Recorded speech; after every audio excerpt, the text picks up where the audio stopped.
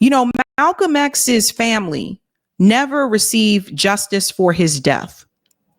Over a year ago, I covered a story letting you know that his family members were trying to get justice for him and that it was possible that they would file a lawsuit. Well, that was over a year ago. And ladies and gentlemen, that day has finally come.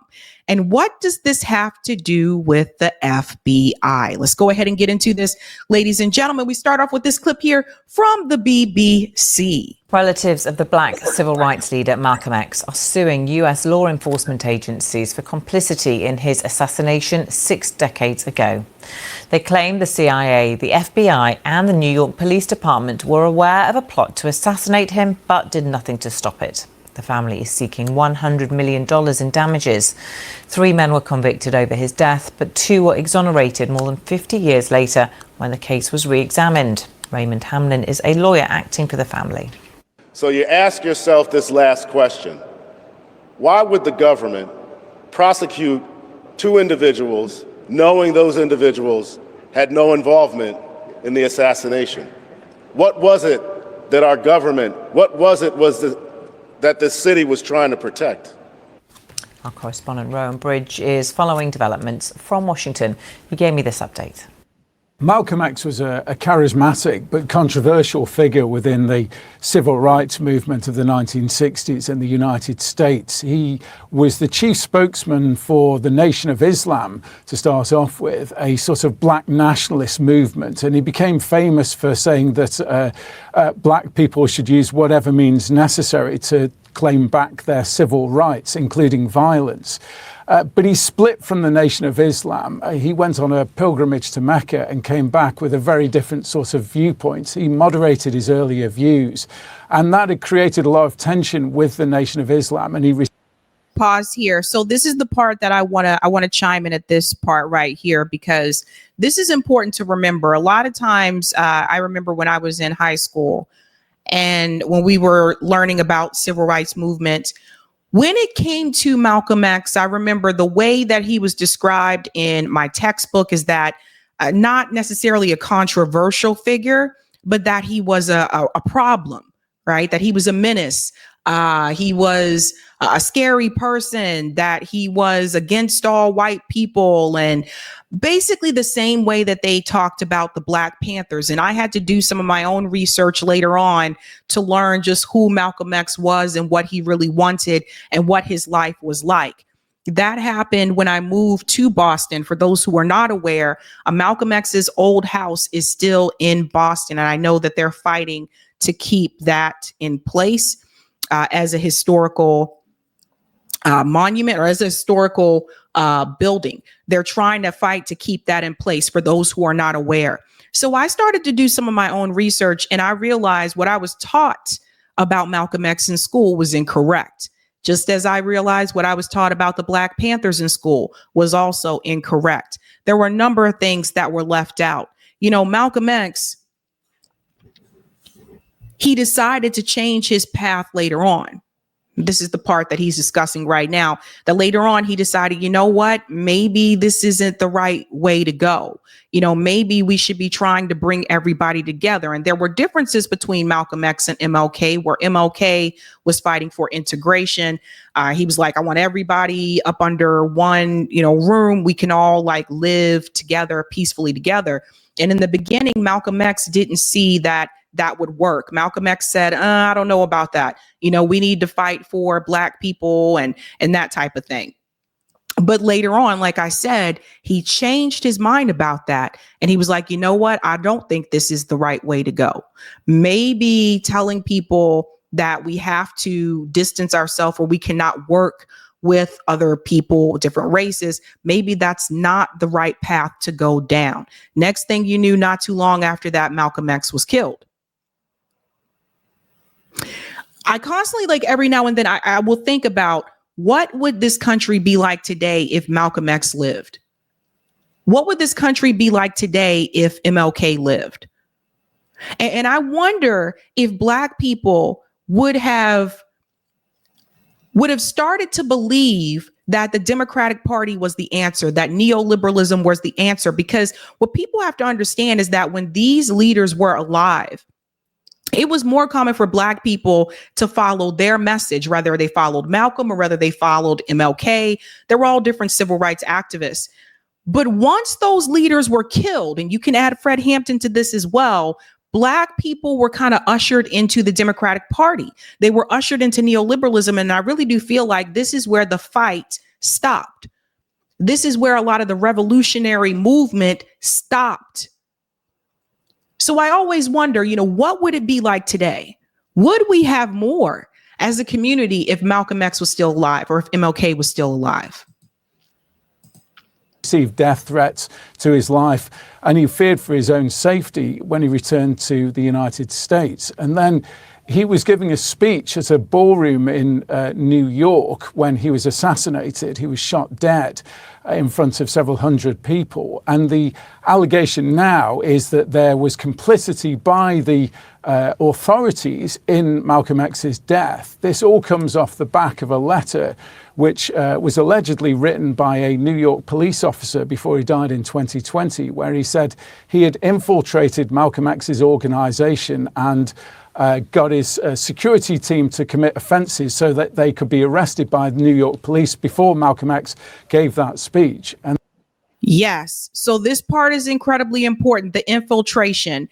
And it wasn't just Malcolm X. MLK had infiltration in his movement, in the civil rights movement as well.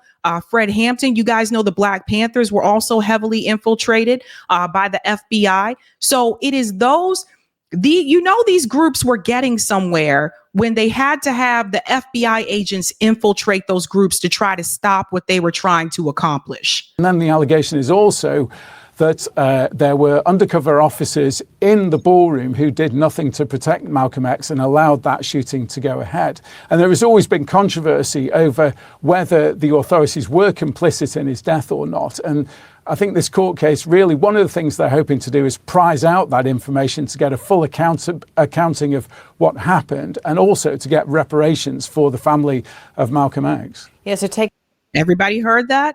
They're trying to get reparations for the family of Malcolm X. Take us through the timeline now of what happens next. Well, I mean, American court cases can take some time. I mean, this is a civil suit that they are bringing against the FBI, the CIA, and the New York Police Department. So that case will now have to make its way through the courts. At the moment, though, the authorities involved are all making no comment on the case. So at the moment, we have the sort of headline that the case has been filed, this unlawful death suit has been filed, and now we'll wait for that to sort of grind its way through the American legal system, really.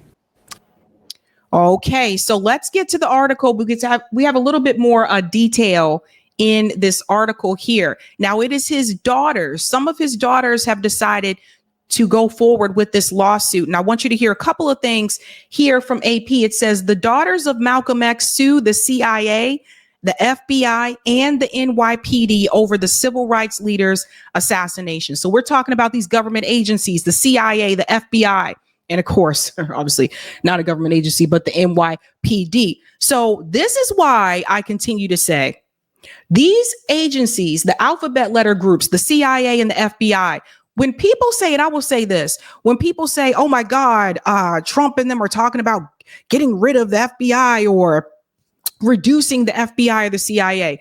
And I'm like, and I am not fond of those agencies. I'm not fond of them for a number of reasons, but one of them being that they have continued. They have been a big reason why those revolutionary leaders did not go forward in this country. Whether it was the Black Panthers, whether it was MLK and the civil rights movement, whether it was Malcolm X, the FBI and the CIA infiltrated those movements and they stopped progress. Now, this is not to say that we did not get some type of improvement through the civil rights movement. We did. But people have to know what else they were asking for. They wanted other things. MLK was talking about unionization before he was killed. MLK was talking about reparations before he was killed. It wasn't just about let's integrate and everybody live together. There were a number of demands that they had, and those agencies destroyed it. So I don't have any love for the FBI. I don't have any love for the CIA. You can miss me with all of that, because those agencies have continued to attack Black radicals and Black revolutionaries. Look at what just happened with the Uhuru 3 with Amali Yeshitela. These agencies are not your friend. So it goes on to say here, I'm going to dive into this a little bit. I'm actually going to make this just a little bit bigger here. So Ben Crump, we're all familiar with him. Attorney Ben Crump stood with family members as he described the lawsuit, saying he hoped federal and city officials would read it and learn all the dastardly deeds that were done by their predecessors and try to right these historic wrongs. The NYPD and the CIA did not immediately respond. Of course they didn't. Of course not. For decades, more questions than answers have arisen over who is to blame for the death of Malcolm X, who was 39 years old when he was slain February 21st, 1965. We have to go on to say here, it says he was born Malcolm Little in Omaha, Nebraska. Malcolm X later changed his name to El Haj Malik El Shabazz. 3 men were convicted of crimes in the death, but 2 of them were exonerated in 2021 after investigators took a fresh look at the case and concluded that some of the evidence was shaky and authorities held back information. And then we want to get to this part right here about the lawsuit. The lawsuit alleges that there was a corrupt, unlawful, and unconstitutional relationship between the law enforcement and ruthless killers that went unchecked for many years and was actively concealed, condoned, protected, and facilitated by government agents. According to the lawsuit, the NYPD, coordinating with federal law enforcement agencies, arrested the activist security detail days before the assassination and intentionally removed the officers from inside the ballroom where Malcolm X was killed. So the FBI, the CIA, and the NYPD purposefully removed Malcolm X's security detail. So there was no one there to protect him.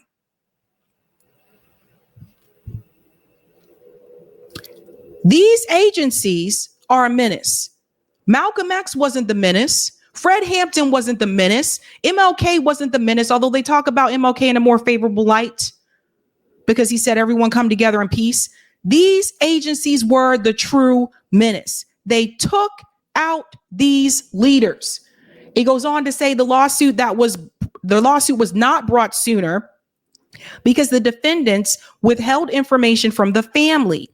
This includes the identities of undercover informants, agents, and provocateurs, and what they knew about the planning that preceded the attack.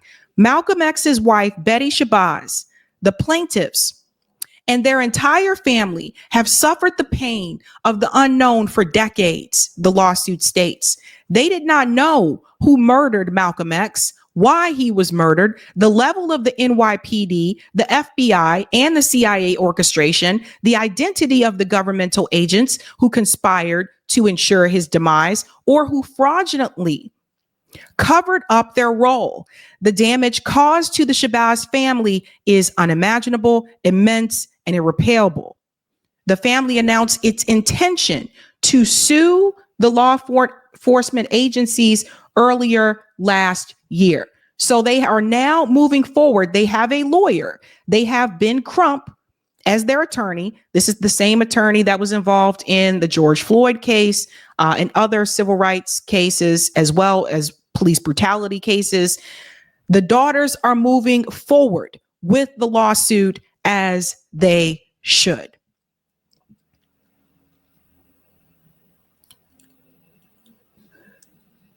You have to ask yourself this question.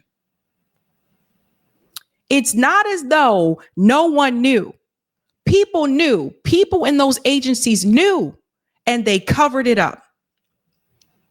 And they blamed 2 men who were innocent and said that they were the ones that killed Malcolm X. Anything to protect those agencies.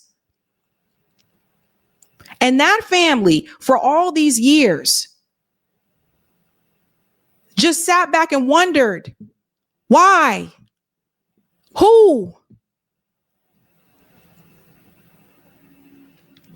When I say that these agencies are a menace to society, believe me, they are a menace to society. I sincerely hope that Malcolm X's family gets the justice that they deserve. Ben Crump is a pretty notable attorney. He doesn't always win, but hopefully they can win here. And then we need to have a serious discussion about these agencies just going away, because this is another thing. Michael Singleton, Michael Singleton, by the way, is conservative. Even Michael Singleton is not fond of the FBI. And I want you to hear what he had to say here. And he said this on CNN. I'm actually surprised they allowed him to say this on CNN, but listen to this. Let's go over the history of the FBI, shall we? The FBI investigated Dr. King, frivolous nonsense. The FBI even investigated the late singer Aretha Franklin. The FBI targeted and investigated members of BLM. The FBI, in my opinion, does not have a great record in history of necessarily serving all of the American people. So as far as I'm concerned, if you want to send someone in to sort of shake that place up, be a disruptor, I am actually not necessarily against that. I agree with Van in terms of wanting someone to lead the agency well, but the FBI does not have the greatest record in the world of representing and protecting all Americans, maybe some Americans. You know what, Van is right. We do care about law. And they in particular, they tend to go after Black radicals, Black revolutionaries, Black socialists. And Van Jones, who's supposed to be the liberal on the panel, why does the conservative have to sit there and explain to you what the FBI has done to Black people? He mentioned Aretha Franklin. Like, this is ridiculous. Why? Because Van Jones protects the status quo. So you have the conservative here, Michael, and he's explaining to Van Jones, no, this is why the FBI is problematic. Law and order, and it should be led by responsible people. But the quote unquote responsible people haven't necessarily addressed some of the issues that I raised. I mean, investigating and illegally targeting and spying on activists. Talking about that, Michael. No, but that's not the conversation we're even having. But the point that I'm making. It's like we're talking about something else, and you're literally going in a different direction. No. It's very relevant. The relevancy here is, if you're going to say that the FBI is led or should be led by these great responsible people, my critique is these very great and responsible people have had a whole lot of faults that a whole lot of people would say, I don't think they're great. I don't think they're very responsible. That's the critique that I'm providing here. So you see what's happening, guys? You see what's happening? And of course, Van Jones is like, well, no, anyone who wants you to believe that the FBI is good, anyone who wants you to believe that the CIA is good, these people are not to be trusted. They're either buying into the propaganda, they know people who have been a part of the FBI, or either they've been a part of those agencies, or more than likely, I think it is they're buying into the propaganda. But these people, no, you have to ask yourself why, particularly Black Americans. Black Americans know what the FBI has done to other Black Americans, how they target Black socialists, how they targeted MLK, Malcolm X, Fred Hampton, the Black Panthers. We know this because that's our history. So for Van Jones to sit there and pretend like, well, the FBI is, no, I don't understand it. Get out of here. Get out of here. When I tell you it's a long story with Malcolm X, it's a long story. And I highly recommend, if you have not had the chance to do so, to read Malcolm X's autobiography. I read his autobiography when I was in high school. I highly recommend that you read it so you know the full true story. This is not to say that Malcolm X was perfect. He was not. But he's also not the menace that they tried to paint him out to be. Learn about these people. Learn about these leaders. Learn about the revolutionary leaders. Learn about the Black socialists. Learn about the Black radicals. Learn it on your own, even if just so to educate yourself. And I'm telling you this because it's a long story. It's not short. It's not just Malcolm X just hated white people and so he was a bad person. No, it's more nuanced than that. And until you seek this information out for yourself, until you choose to educate yourself, you will continue to buy into the propaganda that the status quo wants you to believe. I don't care for the FBI. I don't care for the CIA. All these agencies, in my opinion, can just go away. Just go. And I'll be fine. All these people saying, oh no, oh my God, Donald Trump wants to get rid of da-da-da-da-da-da, especially any of the black politicians, any of the black correspondents here, like Van Jones, any of them saying that, oh no, that's a problem. They're a part of the game. Hey guys, this was a Sabby clip. If you like what you saw, hit that like button and subscribe.